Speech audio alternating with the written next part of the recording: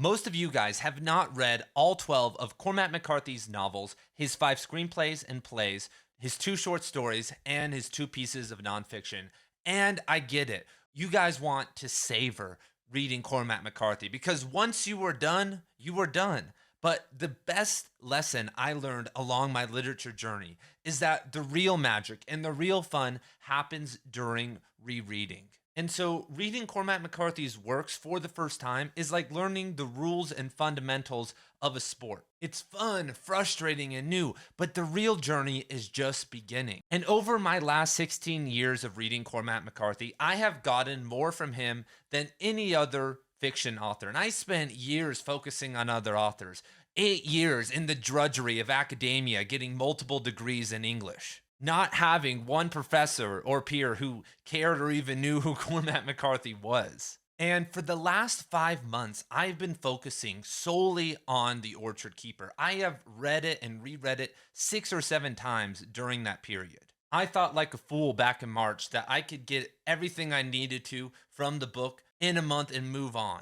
Yet, as I was reading McCarthy's supposedly worst work, I realized how much depth was going into it. Examining his letters to his editor, Albert Eskrin, while writing The Orchard Keeper, showed me that it may be one of his most complicated novels because the first 3 times I read it over the course of the last 15 years, I thought it was good, but I missed so much. There were major aspects that even scholars have just been figuring out over the last 5 or 6 years. So now that I'm wrapping up my 10-hour course on The Orchard Keeper, I'm looking at the next 20 pieces of work by Cormac McCarthy and realizing that it's going to take me years to take myself to the next level of Cormac McCarthy scholarship in regards to my own skill level. And so I want you guys to come along on this journey with me, but we all have to complete the first round of Cormac McCarthy's works. So first of all, there are no spoilers because there are so many viewers out here who, when they hear me talking about a book they haven't read,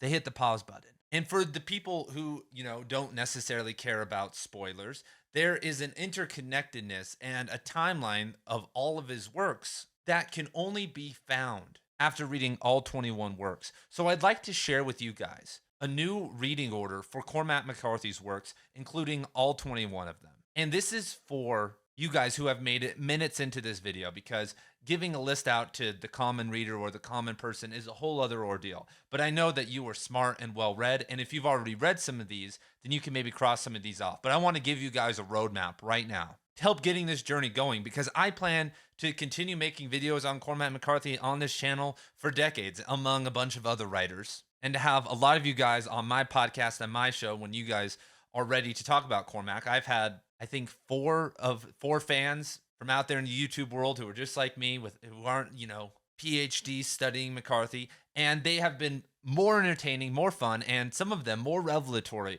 than anything I've heard a Cormac McCarthy scholar say. There was a lost hour of recording that didn't come out because of audio issues with AJP, where he broke down the alchemy of Blood Meridian. And I've read everything on Blood Meridian, thousands of pages of scholarship, and he put that together and was kind enough to give it away for free on a random YouTube channel without any publication accolades or anything really promised to him. So let's hop into the list. So if you have not read the Border Trilogy yet, just get it. This is just something that I think you should just get over with, because this is, I could argue, McCarthy's best works. And in terms of personal development and scholarship and contemplating our place in reality, they are probably the strongest. And if you are a man who has an affinity for nature, this is where you need to be looking. They are not hard to read. They don't present some of the crazy character switches and fancy odd language and storytelling frames that some of the Southern works do. And they're also not as mass market paperback as No Country for Old Men and The Road. And I should also say, the way I always do it with authors when I get interested, I start at the start and I just move right through it. I don't listen to guys like me. I start at The Orchard Keeper, Americana by Don DeLillo, whatever the first novel is, and keep working through, because it gets better most of the time. And then there's this peak, and then usually a fizzling out with authors. But it's very fun. But that way takes a lot more work, because Even though The Orchard Keeper is maybe his most complicated and vulnerable novel, it is also one of the hardest to know what the hell is going on. On my seventh rereading of The Orchard Keeper, I'm still finding things and I'm like, I'm gonna have to go back and edit 122 minutes in the course where I got this wrong, because McCarthy made that book so layered that him and his editor agreed, because they had been editing it for so long, that it was just going to have to there was going to have to be timeline issues and problems, because most people would never find it. But here I am 60 years later finding them. Next, we have Blood Meridian, which I'm sure a lot of you have already read. That's a good one. If you can get through the Border trilogy, you're kind of in that Western dynamic, and these are McCarthy's Westerns.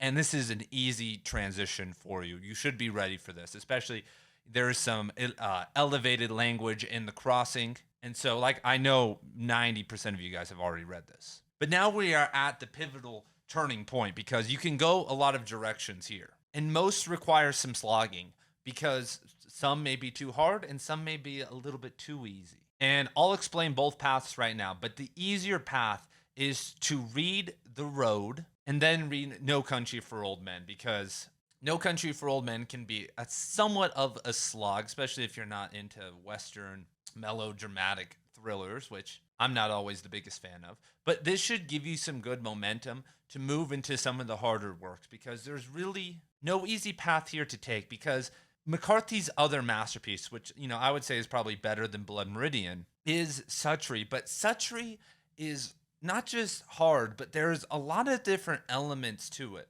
And hopping right into it is great, but you're doing yourself a disservice in the sense that reading through McCarthy's first 3 novels will make, if you can get through those, your appreciation for Suttree will be a lot higher, because you're going to see kind of the climax of a whole period. Blood Meridian is the climax of McCarthy's Westerns, and it's right out of the gate. He's peaking in general, so that's awesome to read that first. But Suttree is a much different book than Blood Meridian. It is longer. It has characters. It has kind of random scenes that are disconnected and may go on forever. And it requires a lot more literary skill to be able to read it. So we're at this pivotal point of how do we get to Suttree and understand and enjoy Suttree to the fullest extent. And once again, we're also at a pivot point here, because you could read the best first and then go to the lesser novels, or you can build some momentum and climax with Suttree and really understand his evolution as a Southern author. Because reading Suttree before the other works, I would feel like would be somewhat of a letdown. And I know our goal here is to finish all of his work. So if you feel like you're teetering on the edge, you're about to stick the heroin needle in your arm, and you're going to quit McCarthy forever, then just read Suttree and get it over with here. But if you want the more immersive experience, and you need to understand, and you want to go to the earlier works, I am here for you. I literally have 10 hours explaining The Orchard Keeper, and I'll have 10 hours explaining Child of God and Outer Dark. The audiobooks for all those books are all under 10 hours. I'm explaining the book more than it takes to listen to the audiobook. So if you've already read the Border trilogy and a lot of the Westerns, you'll be right on track with me, because by the time you're probably done with The Orchard Keeper and listening to all my stuff, I'll be done with Outer Dark. And when you're done with that, I'll be done with Child of God. And then boom, we'll all be at Suttree together. And if you're all the way behind, you're still going to have to maybe do the Border trilogy or if you want, or hop in on The Orchard Keeper. So the timing with us figuring all this out and like diving deep and getting this initial first read done is somewhat synced up, because my revelation was reading one Cormac McCarthy book a month is maybe too fast for a lot of people, especially if we're trying to get a lot out, because in those 10 hours there's a lot of scholarship going on, because a close reading of the text really only takes a couple hours, and the rest of that is filled up with character analyses and like 25 different critiques and literary frameworks about the novel.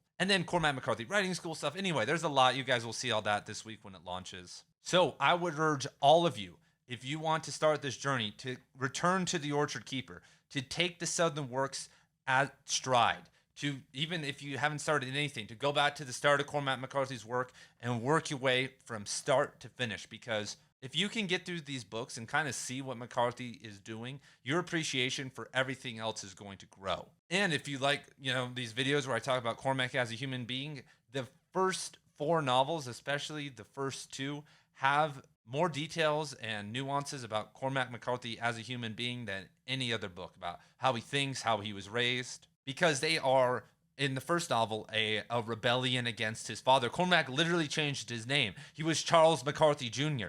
And people say, oh, there was a ventriloquist named Charlie McCarthy who was big at the time. No, he wanted the Orchard Keeper is a rebellion against his father. He, from all accounts, from what I could see in this novel, did not like what his father was doing at his profession, ripping people off their land through eminent domain. And he was going to show all of them why they were wrong. And so, yeah, there's a lot of psychological profiling. So let's talk about. So let's say you read them all. So it doesn't matter. You can start with Satri first. I wouldn't recommend that, but you read The Orchard Keeper, Outer Dark, Child of God, and then Satri. If after Blood Meridian you did not want to read No Country for Old Men and The Road and you went straight to the Southern novels, this would be the time to read The Road and No Country for Old Men. And then to conclude things, read The Passenger and Stella Maris, because especially The Passenger is like a greatest hits album of all of McCarthy stuff. We get to go to Tennessee and the West and to the desert and to the South again in New Orleans. And we have kind of the more characterization than usual, but very odd love interests and an exploration of the deeper things of life. So it's kind of like, it feels really good, and it felt really good, like having read them all, to like come back to The Passenger, or read it for the first time and be like, damn, this is pretty cool. And so I would actually recommend getting through all of his stuff before even attempting to read his plays and his screenplays. And I would say that you have to start with The Sunset Limited because it's the strongest, it's most cohesive. It's a gold mine in terms of McCarthy's thoughts on life and philosophical, questions and that type of stuff. So it's, really fun to read.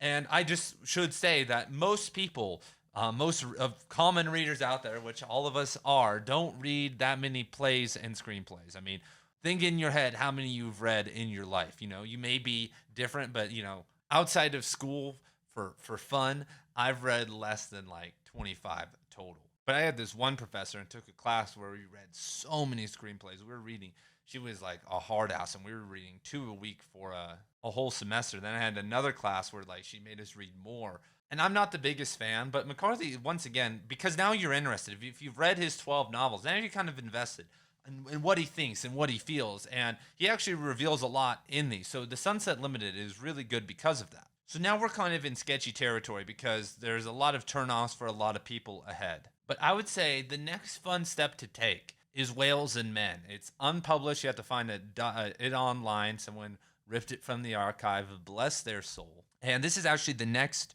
novel I'm going to be, or thing I'm going to be going over in the Cormac McCarthy deep dive I'm releasing this week, because it is just a gold mine in terms of philosophy and ideas and science from Cormac McCarthy. This was him starting to experiment with what he kind of gets into later on with The Passenger and Stella Maris. And it's just so funny because this would be like the weirdest movie ever if it was created. But I would say that this one is just, like I said, it's very enjoyable. You have to read it online. That's going to be a big turnoff for people. So this may be a wrong answer, but you have to read it at some point.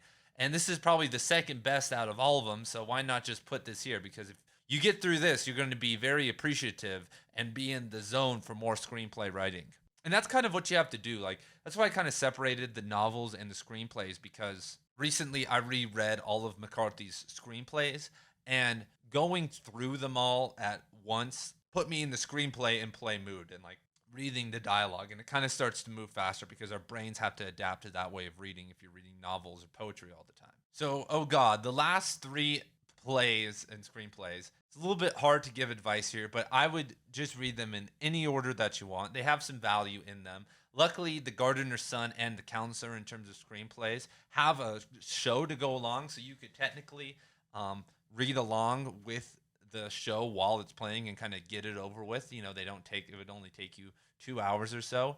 And then The Stonemason is also a fast read. You should be able to get through all of those in less than 5 hours, technically with the film time and everything. Whales and Men will take a couple hours, and The Sunset Limited you should be able to read that in less than an hour and a half or 2 hours. So then we are left with the last 4 works, which is The Kukule Problem, and then his response to that. He gave a response to some viewers who had questions, and then Awake for Susan and A Drowning Incident, all which are available online for free. And those 4 can be read honestly at any time, maybe just at your own leisure, when on your phone or something, because they are somewhat influential. Awake for Susan, and A Drowning Incident are actually Cormac McCarthy prepping for the Orchard Keeper, he actually brings a lot of those ideas into the Orchard Keeper. And so you could say they're influential in that way. And you can see how good of a writer he was. And then the Kukule problem is just cool because it's a random nonfiction piece. It's the only nonfiction we ever got from a great writer. So in my next video in this series, I'm going to talk about what you'll be able to do once you finish this journey of having all 21 of his novels read and in your head, and what to do for all of my fellow readers out there who have already read all the McCarthy works. So I'll be releasing that video in a couple days. Peace.